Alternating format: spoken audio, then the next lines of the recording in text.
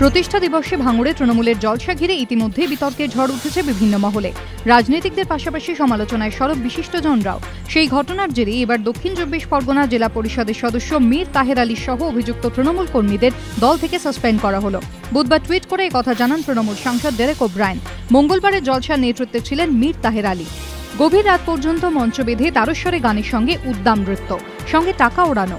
দক্ষিণ ২৪ পরগনার ভাঙড় থানার অদূরে মঙ্গলবার এভাবেই পালিত হয় রাজ্যের শাসক দল তৃণমূল কংগ্রেসের প্রতিষ্ঠা দিবস। নেতৃত্বে তৃণমূল পরিচালিত দক্ষিণ ২৪ পরগনার জেলা পরিষদের সদস্য মীর তাহের আলী শুধু গায়ক বা নৃত্যশিল্পী নয়, গভীর রাতের জলসায় তাঁদের সঙ্গে একে একে যোগ দেন তৃণমূলের স্থানীয় নেতারাও।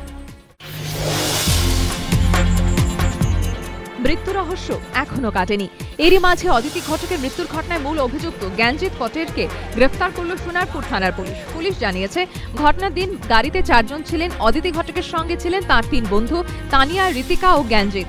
জ্ঞানজিৎই গাড়ি চালাচ্ছিলেন। ঘটনার পর থেকে তিনি গা ঢাকা দেন। অবশেষে মঙ্গলবার রাতে তাঁকে গ্রেফতার করে সোনারপুর থানার পুলিশ।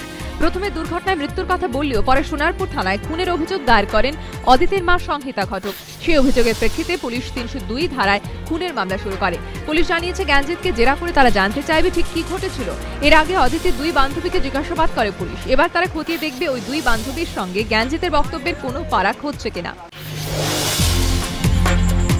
বৃহস্পতিবার দক্ষিণ দিল্লির সাকেতে এক ফাস্ট ট্র্যাক আদালতে গণধর্ষণ কাণ্ডে চার্জশিট পেশ করবে পুলিশ। পুলিশ সূত্রে খবর, 1000 পাতার চার্জশিটে ওই দিনের ঘটনার বিস্তারিত বিবরণ তুলে ধরা হয়েছে। চার্জশিটে বলা হয়েছে, 16 ডিসেম্বর রাতে বাসে নিজেকে বাঁচানোর যথাসাধ্য চেষ্টা করেছিলেন ওই ছাত্রী। ফলে তাকে ব্যাপক মারধর করা হয়। নিগ্রহের পর ওই ছাত্রী ও তার বন্ধুকে বাস থেকে ছুঁড়ে ফেলে দিয়ে চাকার তলায় পিষে দেওয়ার চেষ্টা হয়, যদিও কোনো রকমে ওই ছাত্রীকে বাঁচিয়ে নেন তার বন্ধু। মেধাকে অগ্রাধিকারের ভিত্তিতে এবছর জয়েন্ট এন্ট্রান্স পরীক্ষায় প্রশ্নের ধরনে বদল আনছে বোর্ড।